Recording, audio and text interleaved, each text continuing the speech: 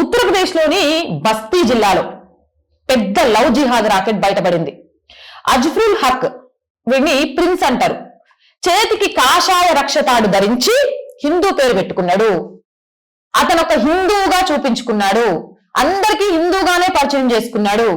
యువతులను ప్రేమ, పెళ్లి, ఉద్యోగాల వాగ్దానాలతో మోసం చేసి అశ్లీల వీడియోలు రికార్డ్ చేసి బ్లాక్ మెయిల్ చేసిండు. ఒకటి కాదు, రెండు కాదు, తెలుసా?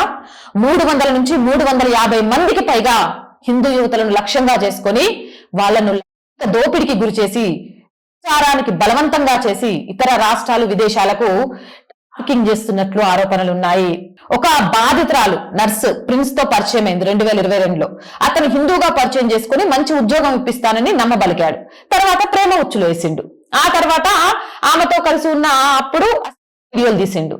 అది చూపించి బ్లాక్ మెయిల్ చేయడం మొదలు పెట్టిండు. అది చూడగానే ఆ పిల్లకి భయం వేసి పెళ్లి గురించి అడిగింది. పెళ్లి గురించి అడిగితే పెళ్లి గిల్లి జాంతానాయ్, నువ్వైతే ముందురా ఒకసారి, లేకపోతే ఈ వీడియో బయట పెడతా అని చెప్పి ఆ పిల్లని పిలిపించి గ్యాంగ్ చేయించిండు. ఆ అమ్మాయి ధైర్యంగా పోలీసులకు ఫిర్యాదు చేసింది. తన ఫిర్యాదులో అజ్ఫర్ మరియు అతని సోదరుడు కలిసి 300 మందికి పైగా యువతులను ఇలాంటి మోసాలతో బాధితులను చేశారని పేర్కొంది. పోలీసులు ఆమె ఫిర్యాదు ఆధారంగా నిందితుడు సహా 8 మందిపై ఎఫ్ఐఆర్ నమోదు చేశారు. అజ్ఫరుల్ ను అరెస్టు చేసి జైలుకు పంపారు. Deputy superintendent of police Satyendra Bhushan Tiwari దర్యాప్తు పూర్తి చేసి మరిన్ని వివరాలు చెప్తామని చెప్పారు.